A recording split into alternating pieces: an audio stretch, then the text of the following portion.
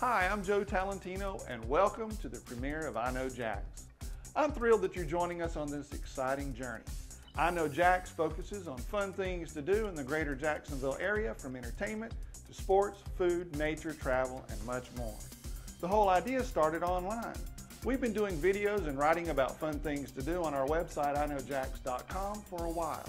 And over the years, we gathered a group of very active and helpful online friends who send us lots of emails with ideas, suggestions, and useful information.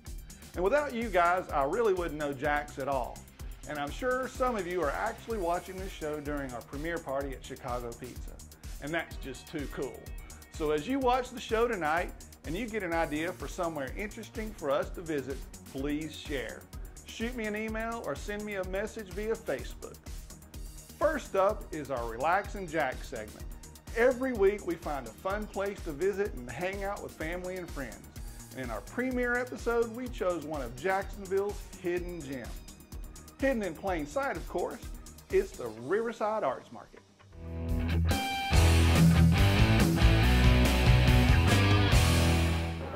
In today's Relax and Jax segment, I'm visiting the Riverside Arts Market in downtown Jacksonville.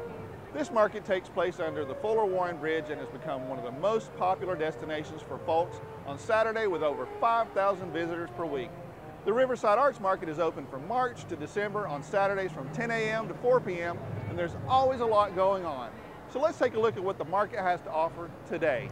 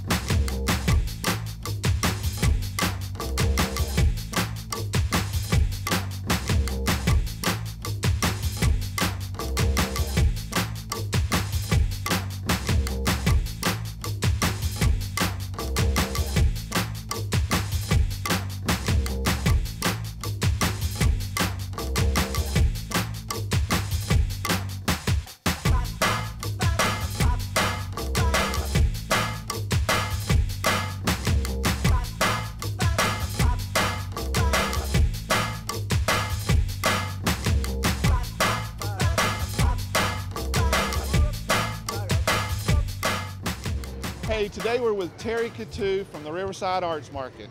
Terry, tell us a little bit about the market. Well, the market is open every Saturday, March through December, from 10 a.m. to 4 p.m. And we have just a great variety of artists and vendors and food and entertainment. It's really a family-friendly location to be. And things are going on no matter what the season, right? Absolutely. We have a lot of different theme days, Oktoberfests and Dog Day, and today's Yoga Day, and we try to have something for everybody, different theme most weeks actually. So how can people find out what the theme is for this week? The best way is to check out our website at www.riversideartsmarket.com, and we talk about what's happening that day. We have our vendors of the week and our taste of the week, and just a great amount of information there. And I know you guys have got a pretty killer newsletter as well you can sign up for there as well. We do. Thank you for saying that. We have a really nice electronic newsletter that comes out once a week to tell you what's happening that week. And if you read the newsletter, you just might find that you can win a prize. Yeah. So we try to do things to keep people involved and engaged here. Where did the idea for this come from? This started by Dr. Wayne Wood, who also was the founder of RAP. And he saw the market that they have out in Portland, Oregon, and said, we've got to have one of those here. And it took 16 years in the making. And 16 years later, we've got the beautiful new Fuller Warren Bridge, and they made it a usable space. So it's a beautiful location. I mean, where else can you go in the city? Have the river behind you, the city's there. I mean, it's just a fantastic place to be.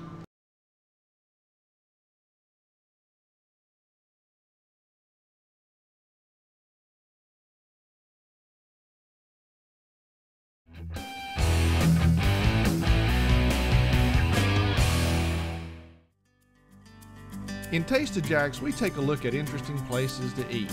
And when I say interesting, I don't just mean places where the food is awesome. We show local spots where eating is an experience. One place that fits the bill is the Fox Restaurant in Avondale. This place is a popular neighborhood hangout that has been around for years.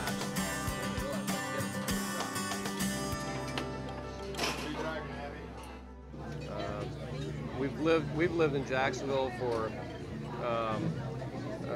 probably, I've lived here over 40 years, and I've probably been coming here with various family members for most of that time.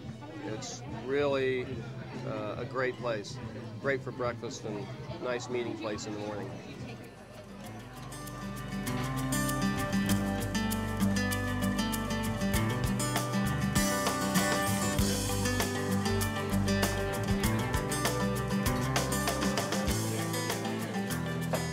I like the corned beef hash and eggs, but their pancakes are good too. I got a chance to catch up with owner Ian Chase to talk about the Fox restaurant. Well, the Fox has been here for a long, long time, a lot longer than I have. It's been here since the 40s. It opened in the mid-40s. It was called the Entree originally. They served breakfast, lunch, and dinner. And it's had a number of owners since then. It's been the Fox, it's been the New Fox, it's been the New Fox restaurant. It's been a different thing, a couple different names through the years. And I just got it, and I just wanted to make it back, the Fox restaurant, kind of take it back to how it was in the 50s, you know, and just good food, affordable, and good service, and just having a good time. And we just do breakfast and lunch now. So it's great. It's sort of a local hangout, though, right? Oh yeah, definitely. We have a lot of regulars.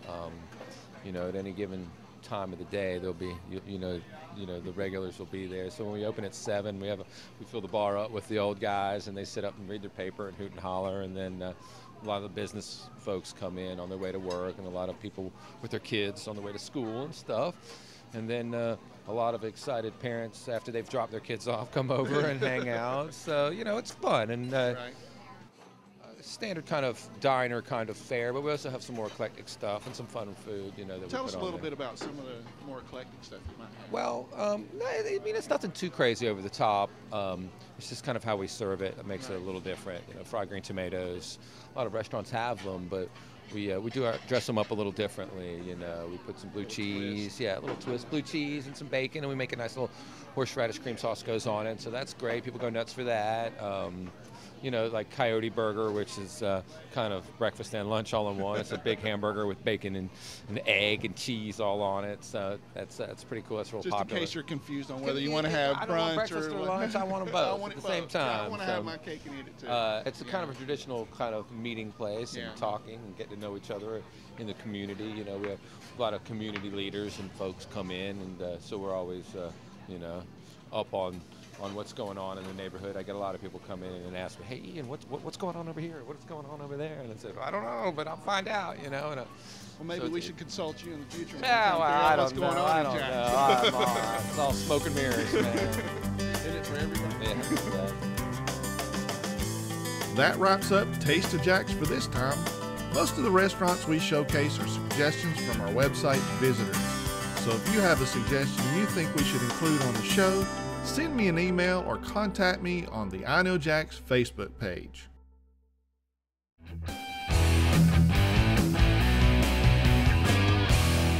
Since it's around Veterans Day, I thought it was only appropriate for me to come out to the Military Museum of North Florida in Green Cove Springs to check out what the Sweethearts for Soldiers had going on.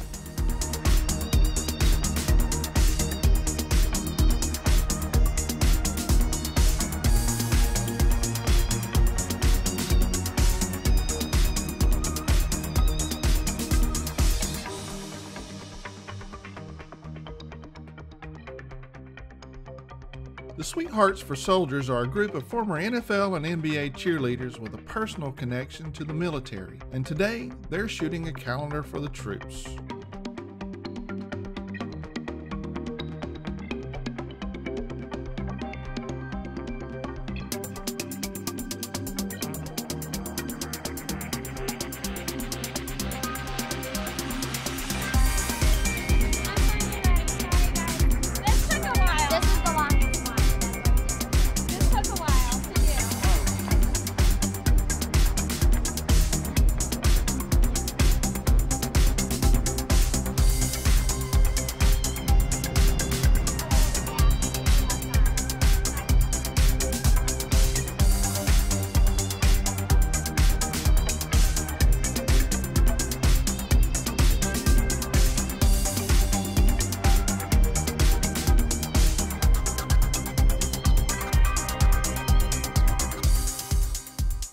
Sweethearts for Soldiers got started in 2006 when one of my best friends and I, who used to cheer for on the Arizona Cardinals, decided to do something for the troops away from our teams that we were currently cheering on. And when we were done cheering and retired and hanging up the pom-poms, so that the other girls could have a chance to entertain the troops and support the troops like we did on our teams. I got started in Sweethearts a couple years ago when some of my fellow cheerleaders who had retired from the Jacksonville Jaguars said, you know, we were part of this great organization, Sweethearts for Soldiers. You really need to look into it. And on that, I went onto the website and I looked up and looked at all the different things that they did for our troops, and on that I really decided that I definitely wanted to be part of it. So I filled out the application, turned in my audition video, and here I am. And so we've actually toured overseas in 2008 and 2009 to Iraq, Afghanistan, and Qatar. We've also done several events with other military organizations who we only work with, so that's really neat that we can really be there to support the military. We've worked with Snowball Express, which is an event put on for children of the fallen to where they can be with other children that support them and are going through the similar situation that they are, to have that support group for them. We've also worked with the Wounded Warrior Project, as well as Operation Gratitude, where we actually give them calendars to be able to send over in their packages overseas. That's great. Personally, what motivates me with the Sweethearts for Soldiers is my father is retired Navy. And so growing up in Jacksonville, you know, he was working at the base while I was growing up, and we would always go and see all the airplanes and be around him with all the military personnel. And so they've always been dear to my heart. But then when I traveled as a cheerleader with the NFL and the Jaguars, I really got to see what the personal dedication that these military men and women do for us. And so it's been a great experience. We only work off the generosity of the general public. We are not endorsed by the government. We are a public charity, 501c3. So we work off of donations that we receive from our website.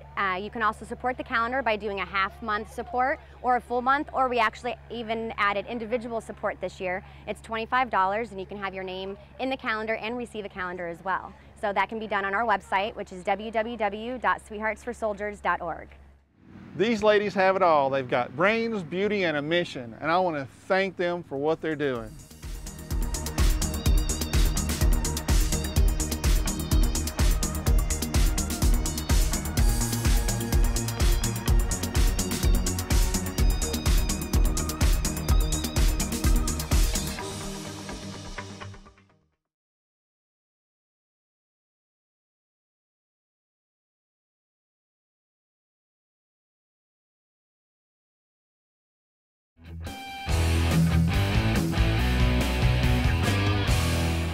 Hey, it's Joe Talentino, and today I've made my way to Daytona Beach, Florida, and Daytona International Speedway.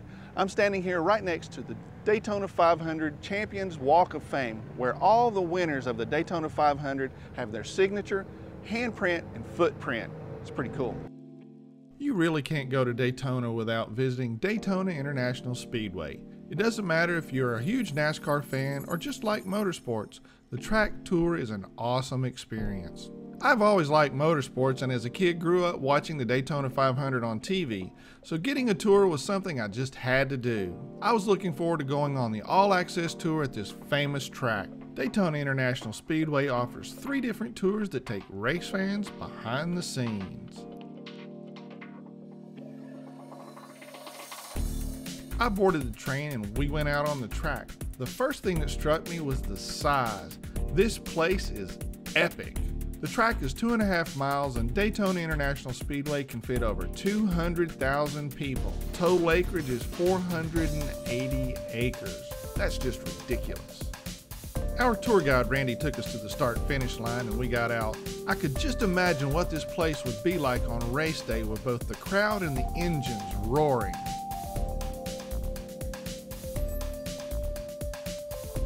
Here we are at the Super Stretch, the long straightaway on the backside of the Daytona Speedway. Getting out on the track like this just gives you a completely different perspective. I have to say, I have a much greater respect for what these race car drivers deal with. Here you see the high banks of the Daytona Speedway. It's hard to imagine going over 200 miles an hour around this track. The banking in the curve is 31 degrees. It's even hard to walk up. Getting to victory lane at Daytona is every race car driver's dream. Racing legends like Earnhardt and Petty have been standing right here. Sadly, this is probably my only chance to make it to the podium at Daytona. We also got to go up to the press box, and the view is amazing from up there. After the tour, I met up with Andrew Booth from Daytona International Speedway. The favorite part for the fans is probably being able to see the winning Daytona 500 car at the end of the tour. As the tour reaches its end, we have 3 different tours here. No matter what tour you're on, you're going to end with a special visit with the winning Daytona 500 car.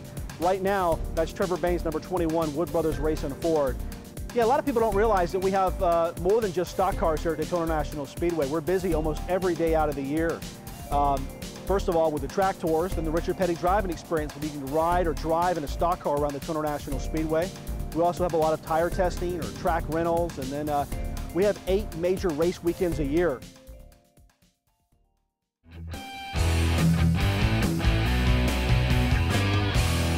I'd like to let you know about a great nonprofit that we're supporting. You may have seen these billboards around town. Well, they're there to bring awareness to the need for AEDs or automated external defibrillators. 16 kids a day die from sudden cardiac death, and if AEDs were available, the survival rate for those kids is up to 90%. So what I'd like you to do is go to aedpetitionnow.com and join the fight to get an AED in every public school by 2014. Last month was Italian Heritage Month, and with a name like Talentino, I had to do something about that. And where can you get the best Italian food in town? Well, according to my friend Lucy, there's no better place to get real, authentic Italian food than Festa Italiana, the annual Italian-American festival, and she invited me to the event. There was no way I was going to pass that up, and you can see the whole video and my interview with Lucy from the event at knowjax.com. Okay, let's talk giveaways. The folks at my904.com do them weekly, and this week it's going to be an amazing one. On November 12th at City Hall Pub, My904 will be holding a community get-together. Music, food, friends, a raffle to help the No Bullying Zone with prizes like car stereos, window tint, and a Spirit limo ride for 6 to see the advanced sneak preview for Twilight Breaking Dawn Part 1. So get involved, Jacksonville. Check out my904.com and be part of the You're What's Happening Society. I want to make sure everyone watching knows about a super cool event that I Know Jax is involved in for the 2nd year, and that's the Rugby League Atlantic Cup that will feature teams from the USA, Australia, and the UK playing on the 19th, 23rd, and the 26th. All games will be held at Hodges Stadium at the University of North Florida. Tickets are $5 for single game or $10 for all 3 games.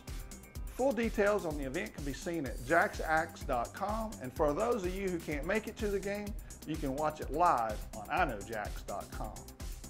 Rugby is a real man's sport, so on that note, let me tell you about when I went to the Southern Women's Show. I know you're wondering, what the heck is a macho guy like myself doing there? Well, it's simple, really. I was invited as a judge for the mother-daughter lookalike contest. Congratulations to contestants number 8, Leslie and Linda Ward. It must have been the Spanish Madonna, or the red tops, the black hair. What can I say? Stars like myself lead a hard life. My friend Kimber invited me to another event. It was a big party at Pure Nightclub. And let me tell you, this was a tough assignment too. Lots of performances, and I think I was even talked into drinking an adult beverage while I was there.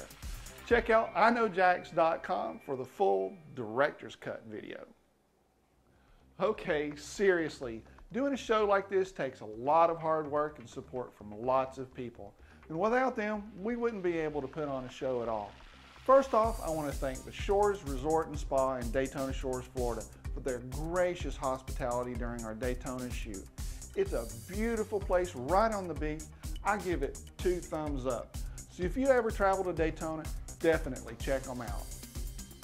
I also want to thank the nice people at Chicago Pizza for hosting our premiere party and More Elite Events for arranging it. And thanks to all you guys who showed up for the party. It means a lot to me. And don't worry, if you didn't make it to the party this time, trust me, there will be more parties to come. We have a lot of other events planned for the future, So make sure you sign up for our newsletter, because that's how you're going to find out about our parties, giveaways, contests, and other fun stuff. Just go to iknowjax.com to sign up. You can also find information on the website about fun things to do and upcoming events in the area. And remember, if you have ideas about stories we should do on the show, you can submit them there on the website as well. That wraps it up for our premiere episode of I Know Jax. I'll be back next week with a whole new show, and in that show we're going to visit the First Wednesday Art Walk, among other things.